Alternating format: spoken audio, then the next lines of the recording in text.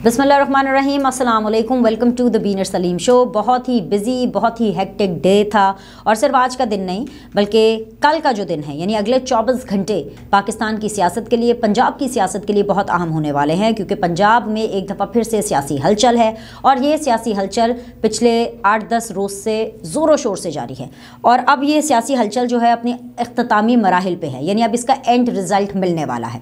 अगर मैं सादा ज़बान में और बहुत ही कंपोज्ड हो करके एक क्रिस्प बात आपसे करूं तो वो ये है कि काफ लीग की जो गेम है वो सेट है, पूरा का पूरा मामला सेटल हो चुका है, सिर्फ अनाउंस करना बाकी है।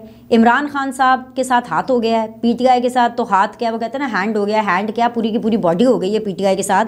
और इमरान खान साहब के साथ वो वाली सिचुएशन हुई है कि मोहसिन कुश के साथ मोहसिन कुशी की गई है। अब ये किसने की है ये भी मैं आपको बताऊंगी। और इस वक्त इमरान खान साहब जो हैं वो आराम से बैठ के ज़मान पाक के अंदर बस यही गाना गा रहे हैं कि लाई बेकदरा नाल यारी टूट गई तड़क करके, क्योंकि भाई उन्होंने जिस तरह से परवेज़ इलाही के साथ यारी लगाई थी वो यारी जो है वो टूट गई है। लेकिन क्योंकि काफ लीग वाले सियासत के माहिर हैं और इस वक्त पाकिस्तान पीपल्स पार्टी, PMLN, काफ लीग, पीटीआई, अगर मैं इन 4 बड़े स्टेक होल्डर्स की बात करूं और अगर इनमें 4 जमातों की बात करूं तो इनमें सबसे ज़्यादा सियासत और सियासत के ऊपर अगर पूरे नंबर है ना किसी जमात के तो वो काफ लीग है। और वो भी मैं आपको बताऊंगी कि क्यों हैं उनके पूरे नंबर और कैसे हैं। मतलब वो असेंबली वाले पूरे नंबर नहीं कह रही, मतलब उनकी सियासत में परफॉर्मेंस के पूरे नंबर कह रही है। वो 100 आउट ऑफ 100 परफॉर्मेंस है काफ लीग की, क्योंकि जो उनकी तादाद है और जिस हिसाब से उन्होंने अपने फ़ायदे लिए और जिस हिसाब से उन्होंने सपोर्ट दी है, कहाँ कहाँ सपोर्ट दिया, हर जगह पर काफ लीग है। कहने को तो सिर्फ और सिर्फ काफ लीग के 10 लोग हैं, लेकिन उन 10 लोगों ने हर जगह पर जो है वो सुई अटकाई हुई थी और हर जगह पर फैसला साजी के अंदर काफ लीग वालों का नंबर सबसे आगे था। अगर मैं वफाक की बात करूं, जो कि छोटी बात है तो फटाफट कर देती हूं वो पहले। अगर मैं वफाक की बात करूं, अगर चौधरी शुजात हुसैन साहब के की हिदायत पर उनके जो 2 वोट्स अगर फेडरल गवर्नमेंट में ना जाते तो ऑफकोर्स इस टाइम पर मुत्तहिदा हुकूमत ना होती, ठीक है। अगर बकौल परवेज़ इलाही साहब के, बाजवा साहब के ही कहने पर, ठीक है कह रहे हैं तो मान लेते हैं, बाजवा साहब के ही कहने के ऊपर अगर परवेज़ इलाही साहब उस टाइम पर पीटीआई का साथ ना देते तो पीटीआई पंजाब के अंदर हुकूमत ना बना पाती और चीफ मिनिस्टर परवेज़ इलाही ना बनते। और अगर परवेज़ इलाही साहब के साहबजादे यानी मोहसिन इलाही साहब अगर इमरान खान साहब के साथ रोज़ फ़ोटो सेशन ना कराते, रोज़ इस तरह के तुंदो तेज़ बयानात ना देते तो पीटीआई के साथ भी उनकी बिगड़ जाती। तो बेसिकली चाहे पीटीआई की स्ट्रेंथ हो, चाहे पंजाब की स्ट्रेंथ हो, चाहे वफाक की स्ट्रेंथ हो, इसमें काफ लीग के पूरे नंबर हैं।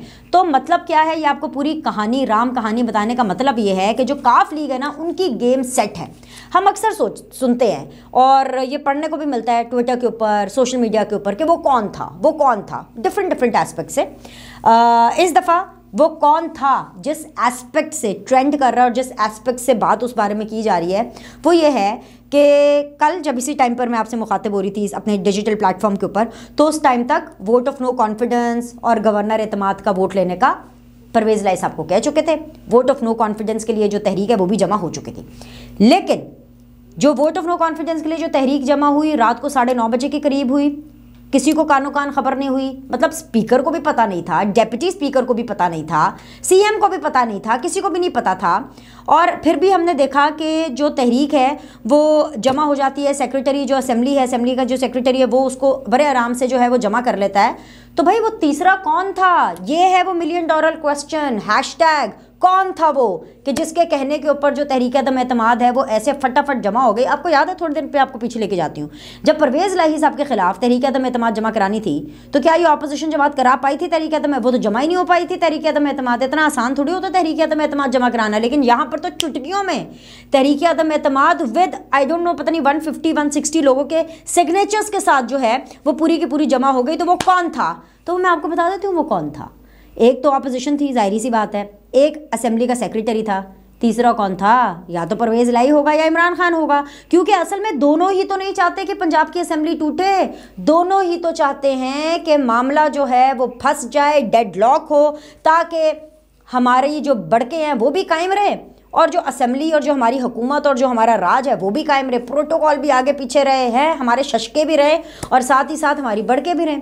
अब इमरान खान साहब ने बड़क तो मार दी थी असेंबलियाँ तोड़ने की, तो इसीलिए तो मैं कह रही हूँ उनके साथ सबसे बड़ा जो हैंड इमरान खान साहब के साथ हुआ ना वो ये हुआ है कि उनका जो ख्वाब था असेंबलियाँ तोड़ने का वो पूरा नहीं हो पाएगा। और वो इसलिए नहीं हो पाएगा पूरा क्योंकि इमरान खान साहब खुद उस ख्वाब को पूरा नहीं करना चाहते।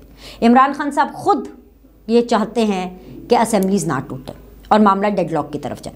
मैं आपको सिर्फ और सिर्फ 2 दिन पहले परवेज़ इलाही साहब का वो इंटरव्यू याद कराना चाहती हूँ, जिस इंटरव्यू के अंदर परवेज़ इलाही साहब ने कहा था कि भाई अभी इश्क के इम्तिहान और भी बहुत हैं, असेंबलियाँ टूटने से पहले और भी बहुत कुछ होगा, उससे तो पहले निपट ले। तो वो जो और भी बहुत कुछ होना था वो यही था, ये जो घन चक्कर है ना, वो जिसके अंदर क्या कहते हैं कि लॉकिंग हॉर्न्स जैसे अंग्रेज़ी में कहते हैं, और ये जो घन चक्कर रचाया गया है परवेज़ इलाही को असेंबली तहलील करने से रोकने के लिए एतमाद और तहरीक अदम एतमाद, ये जो घन चक्कर है ना, यही वो मराहिल थे जिसका जिक्र परवेज़ इलाही साहब कर रहे थे। तो इसीलिए तो मैं कहती हूँ कि काफ लीग की परवेज़ इलाही साहब की गेम सेट है, क्योंकि पंजाब के अंदर बेशक तब्दीली आ रही है, पंजाब के अंदर बेशक हुकूमत जो है वो अपनी भाग दौड़ करके अपनी मर्ज़ी के नताइज लेना चाह रही है, जो कि हुकूमत ले भी लेगी, यानी पीपल्स पार्टी PMLN ले भी लेगी, लेकिन परवेज़ इलाही साहब असेंबली से बाहर नहीं होंगे। परवेज़ इलाही साहब स्पीकर होंगे पंजाब असेंबली के, और जो पंजाब असेंबली का जो चीफ मिनिस्टर है वो कौन होगा, बूझो तो जाने, of course Pakistan People's Party से होगा। जो हॉट फेवरेट नाम आ रहा है अभी तक सामने, जब तक मैं आपसे मुखातिब हूँ, वो है जी हसन मुर्तज़ा साहब का। अब इसके पीछे भी एक स्टोरी है। अच्छा, डिप्टी स्पीकर भी मैं आपको बता दूँ, डिप्टी स्पीकर भी अगर काफ लीग लेना चाहेगी, ऑफ़र उनके पास ओपन है।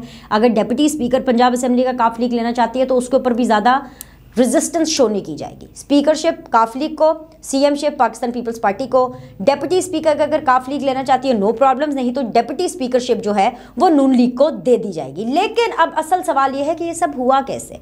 ये सब ऐसे हुआ कि जब बाजवा साहब ने पैगाम पहुँचाया परवेज़ इलाही साहब को कि भाई ये क्या हो रहा है, ये इतने जो एहसान फरामोशी इमरान खान साहब कर रहे हैं, आपके साथ बैठ करके प्रेस कॉन्फ्रेंस कर रहे हैं और आप चुप का रोज़ा रखे हुए हैं, तो ऐसे तो नहीं चलेगा। उसके बाद आपने देखा कि परवेज़ इलाही ने अपना खड़ाक दिखाया, अपनी औकात दिखाई, इमरान खान को उनकी औकात दिखाई, बिल्कुल वैसे जैसे बाजवा साहब ने इन दोनों को इनकी औकात याद कराई।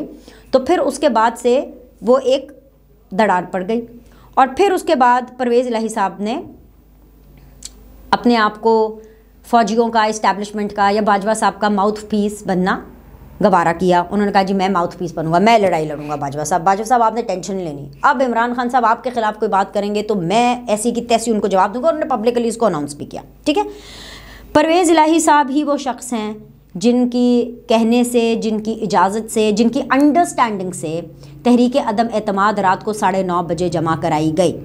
और ये अंडरस्टैंडिंग कैसे डेवलप हुई, आप जानते हैं कि पिछले 2 रोज़ से शहबाज शरीफ साहब भी लाहौर में थे, प्राइम मिनिस्टर, उनकी मुलाकातें जारी थी, शुजात हुसैन साहब से, जरदारी साहब से, जरदारी साहब के शहबाज शरीफ साहब से, शहबाज शरीफ साहब की शुजात हुसैन साहब से, फिर आज फिर जब मैं ये आपसे रिकॉर्डिंग कर रही हूँ उससे पहले कोई तवील मुलाकात हुई, घंटों पर मुहित, कोई 5 घंटे कह रहा है, कोई 6 घंटे कह रहा है, कोई 7 घंटे कह रहा है।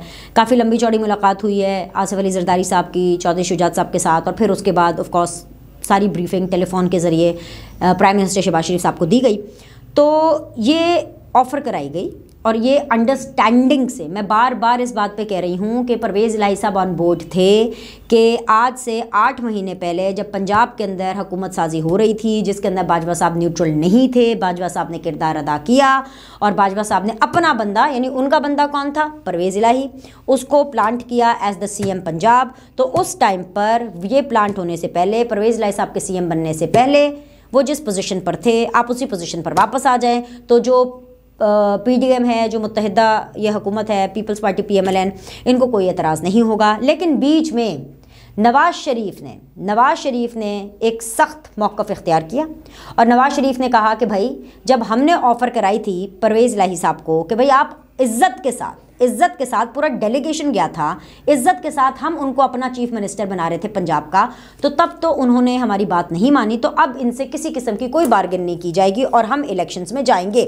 लेकिन जो सूरत हाल बन रही है, मौशी सूरत हाल बन रही है, सियासी सूरत हाल बन रही है, तमाम तर चीज़ों को देख करके नवाज़ शरीफ ने अपना फ़ैसला लेकिन नहीं बदला। नवाज़ शरीफ ने कल रात तक भी अपना फ़ैसला यही रखा था कि भाई हम कोई ऑफ़र नहीं कराएंगे और हमने चौधरीज़ के साथ किसी किस्म की कोई डील नहीं करनी। लेकिन वो जो मुफाहमत के बादशाह हैं आसिफ अली जरदारी, उनको शायद इसीलिए मुफाहमत का बादशाह कहा जाता है कि वो सियासत के अंदर बहुत ही बारीक टांके लगाते हैं। मैं अक्सर हमेशा उनके लिए ये लफ्ज़ इस्तेमाल करती हूँ क्योंकि इससे बेहतर डेफिनेशन मुझे आसिफ अली जरदारी के लिए सियासत के हवाले से मिलती ही नहीं है। तो आसिफ अली जरदारी साहब ने मुझे नहीं पता कैसे कन्विंस किया, बट ऑन बोर्ड लाया गया। और फिर शहबाज शरीफ साहब की मुलाकात हुई चौधरी शुजात हुसैन साहब के साथ, और जब सब कुछ फाइनल हो गया तो फिर चौधरी शुजात हुसैन साहब ने जब परवेज़ लाई साहब को बताया तो परवेज़ लाई साहब मान गए। तो इसलिए परवेज़ लाई साहब आज आपको पूरा दिन गायब नज़र आए। कल मुझे नहीं पता कि कल उनकी क्या सिचुएशन होगी, लेकिन मैं आपको पॉसिबिलिटीज़ कल की भी बताऊंगी वेरी क्विकली। लेकिन आज आपको परवेज़ लाई साहब इसलिए पूरा दिन गायब नज़र आए क्योंकि उनकी तो गेम सेट है। वो तो मतलब आखिर असेंबलियाँ तो बिल्कुल नहीं टूट रही हैं, मैंने आपको पहले भी बताया था। एक चीज़ तो ये हतमी है कि असेंबली नहीं टूट रही है। अब तहरीक अदम एतमाद होगी या एतमाद का वोट लेना पड़ेगा। इन दोनों सूरतों में एतमाद के वोट में भी और तहरीक अदम एतमाद में भी, दोनों मामलात में परवेज़ इलाही साहब ऑन बोर्ड हैं कि ठीक है जी आप ये कर लें, हमें कोई प्रॉब्लम नहीं। इसके अंदर अगर हुकूमत यानी पीपल्स पार्टी PMLN की मर्ज़ी के नताइज भी निकलेंगे तो कोई प्रॉब्लम नहीं, क्योंकि ये सब कुछ हो करके भी परवेज़ इलाही साहब स्पीकर बनेंगे और खुशी खुशी बनेंगे। उनके सर के ऊपर स्पीकरशिप का ताज खुशी खुशी सजेगा।